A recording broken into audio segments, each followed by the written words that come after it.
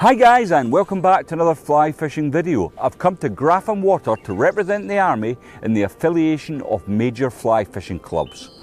This is a league for the larger teams in England to come and compete against each other. I've had the privilege of representing the Army for over 30 years and I've fished in each division at one point or another. Currently, the Army is sitting in Division 1 and we have had some success in this division over the years. But a string of bad results recently has seen us firmly at the bottom of this division. If we want to stay in, we've got to do really well in the match tomorrow. In this video then, I want to show you how the Army team approaches a water such as Grafham, the methods we employ and the way we divide the water up between the team to practice. And hopefully, by the end of it, we'll have conjured a plan that's going to see us get a few points in tomorrow's match. So without further ado, let's get into it.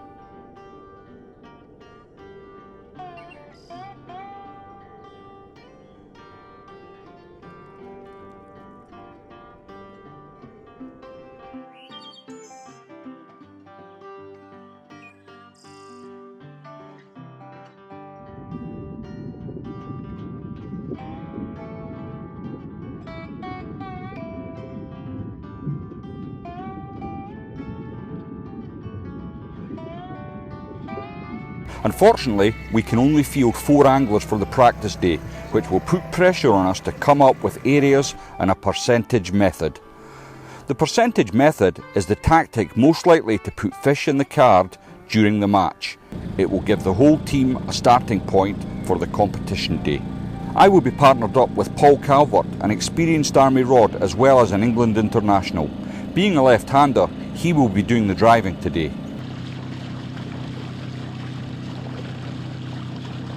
Well, in a team, a captain generally dictates where you're going to go in practice, and Ryan Bull, our captain for tomorrow, has asked us to come up and check out the north side of the dam. That's just alongside the willows. Now, as we've come up, we've been mindful that there should be fish in the surface. Conditions are almost perfect. It's overcast, it's a light wind, we should be seeing things, but neither Paul or myself have seen anything, which is quite discouraging to start. So what I'm going to do is hand you over to Paul, and he's going to explain how he's set up and how he intends to catch some fish today.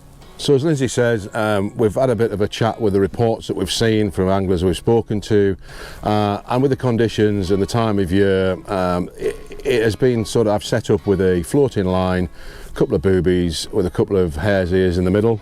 The reason for that is the fish are on the shrimp, or they're going off the shrimp, but they are on the shrimp still. In the shallow water by the dam, you'd expect them to be patrolling up and down the dam wall and hopefully, you know, chuck the 2 boobies out, pop them across the surface and then just start slowly twiddling the line back. And you should, you know, with a bit of disturbance, hopefully they'll turn on the booby and probably take the hare's ear, and that's the theory behind it. Paul's set up with a washing line technique. He's got 2 boobies on, which is going to keep them 2 nymphs really high in the water. Now what I've started with is a slow midge tip, and I've kept all the colour off my cast. I've got one of the shrubby flies which I tied the other week on the top dropper to create that disturbance that Paul was talking about, and in behind I've got very small nymphs, size 12 and 14s. I've got a variation of Peter Harrop's Red Devil, a couple of hare's ears. So hopefully we'll be able to bring fish into the cast with the disturbance in the surface, and then they'll turn and take the more natural patterns. So we're still on our first drift, and Paul's managed to get the floating line to work. He's encouraged the fish to come in behind his booby, and he's managed to get one to the boat. Well, we're still on our first drift and we've managed to get a couple of fish to the boat, and how we've done it is Paul took the first fish with his floating line. He's brought them in with a booby, and eventually the flies munched on that. So Paul's just going to explain to you what his thought process is now. I've changed slightly and we'll come on to that in a moment. So yeah, Lindsay, so I'm still fishing the floater. We've come out a good sort of 150 yards from the dam with the wind now. We're in deeper water. There is still fish moving, so I'm going to persevere a little bit longer. Don't think the flies need to be changed. It's just a question of trying to cast that fish to maybe trying to induce that tick. And that's the plan for the next sort of half an hour, 40 minutes. After Paul caught that fish, we are seeing the occasional fish on the surface, but they seem lacklustre, and even when Paul caught his fish, We didn't think it realised it had been caught. It was a bit lacklustre in the water. I decided to go downstairs a little bit, so I've now moved to the DI3 sweep. I've changed my point fly from a nymph to another booby, so I've got 2 boobies on and 2 nymphs. Different flies from Paul, but we're slowly starting to tune in a method. This will give us our percentage method, which we'll be able to take to the table for the rest of the team.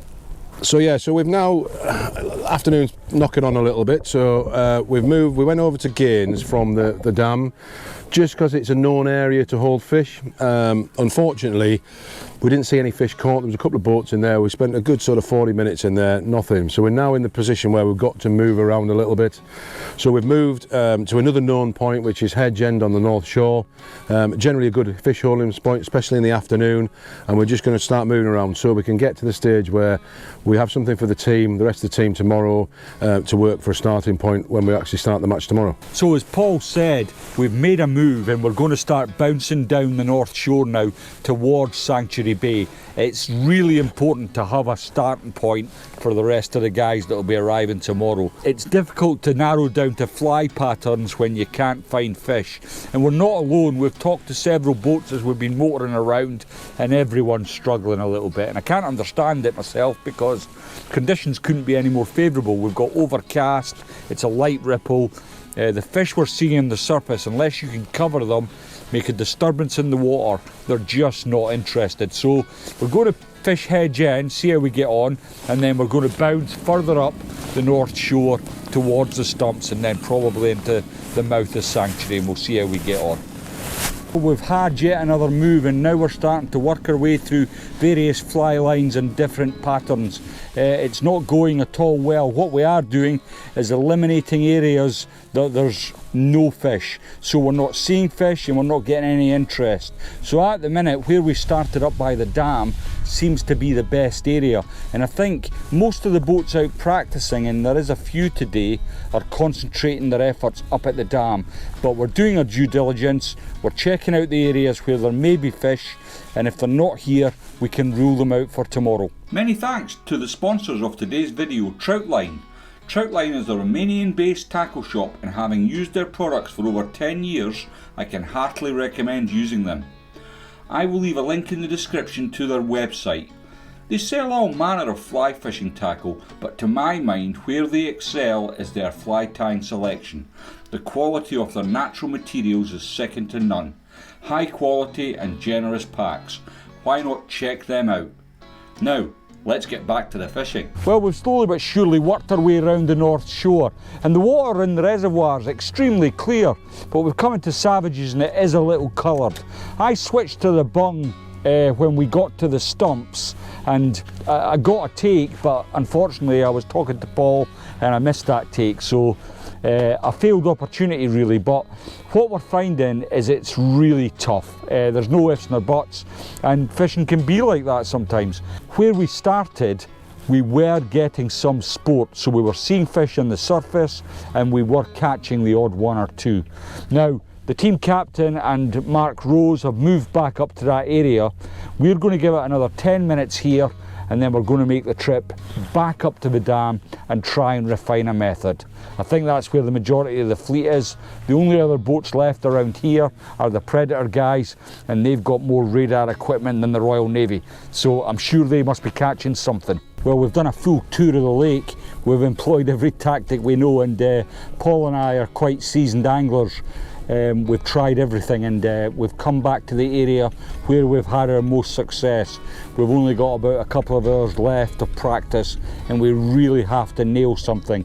So we've come back to where we think our best chance of a fish are, and we're now rolling through various different tactics, always keeping on different lines and flies, hopefully going to strike gold. So let's carry on and see how we get on. So yeah, as Lindsay's already said, we've moved back up to where we started this morning, which seems more fish, the most fish we've seen on the reservoir, to be honest, all day. I've gone through the full repertoire. I've gone all the way from a die 8 booby basher to see if there's anything in line in the depths, and following up through the water column. Because there's fish moving, I've moved back to a 12-foot slow tip. got a bit more natural, put a daddy, foam daddy on the top dropper, a little size 14 hairs here, and this black booby on the point, because it seems though colour's not taking it today from what I've seen, and we're just going to twiddle it back, see what happens, and see if we can hopefully come up with a method. When it's this difficult, you've got to try and give yourself every advantage. Now, one of the things you can do is cut down the diameter of your tippet. So I've come down from 9.5 pounds to 5 pounds. I've got a single fly on, so I'm going to retain that 5 pound strength. Now, it is a bit of a gamble, because if you get taken by a fish, there's every chance that you could get snapped off on the initial take. And even while you're playing it, you've got to be super careful in order to land the fish. That's if you can get one. Paul and I have reached almost the end of our day. We've covered most of the reservoir and we've used most of the lines in our box. But of course, as always, when you go fishing, the fish do get a vote, and they've voted not to join in today. So we've managed a couple of early fish, which kind of bolstered our morale a bit, but it went downhill from there. As soon as we left the Willows area, we went over to Gaines and we've bounced all the way up the North Shore for not very much. One other pool I think I managed on the bung. Other than that, it's been nil pois. And as I've been round the reservoir and talked to other boats, it's the same sort of thing. So we'll go in, we'll consolidate what we have learned, and then come up with a plan for tomorrow.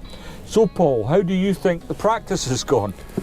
Well, as you just said, Lindsay, it has been tough. We've tried everything. We've moved around. We've gone through our repertoire, as you say. We've used our experience and knowledge from past experiences being here, and it just hasn't worked. As you say, the fish have a vote in it, and they voted no today, as we've said. But you know, tomorrow's another day, and hopefully we can get something working between us with the other boat when they come in, and we have something for the team and go out and catch a few fish tomorrow. Guys, if you're enjoying the content, please don't forget to give the videos a thumbs up and consider subscribing to the channel. It's absolutely free and you can unsubscribe at any time. I really appreciate your support. What I'm going to do next, I think, is pack up my gear. I'm going to have a think about what we've done today. Is there anything I could have done differently? And then a chat with the other guys, and hopefully we will formulate some kind of plan. But it's been slim pickings, folk, but that's just fishing. So I'll see you all tomorrow. Well, after a comprehensive team meeting last night, we're going to go out and try and catch as many fish as we can. So did we formulate a plan? There wasn't much to formulate, to be honest with you. We caught very few fish between us, and what it's going to come down to today is work ethic.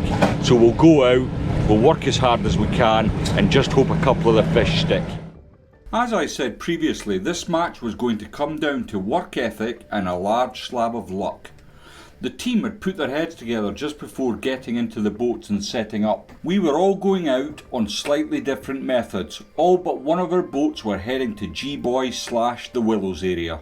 Sean had picked up some information that there were fish to be caught in the mouth of Gaines Cove, and he was going to give it an hour.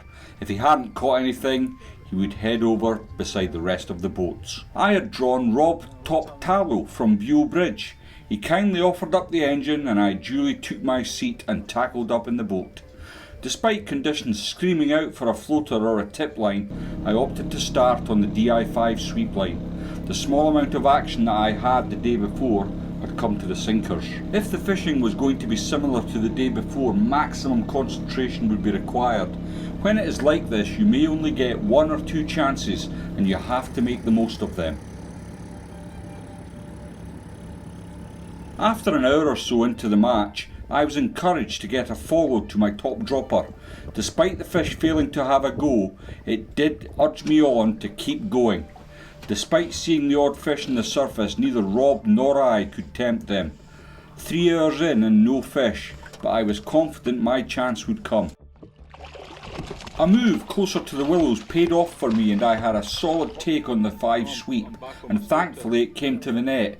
Others were not so lucky, and many fish were being lost in the weeds. A short while later, a fish took my hare's ear as it hit the water. This also made the net. I still felt I should be on the floater and decided to change up with the same flies. Rob's patience paid off, and soon he was playing his first fish of the day.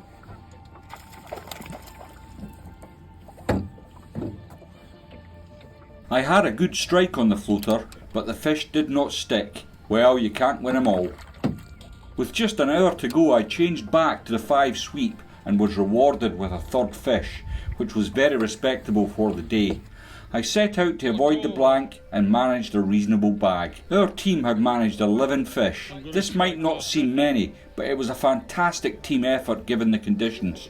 Also, it gave us critically third place, giving us 4 points, which will give the team a fighting chance at Draycote in October. Thanks for watching, and I will see you all in the next one.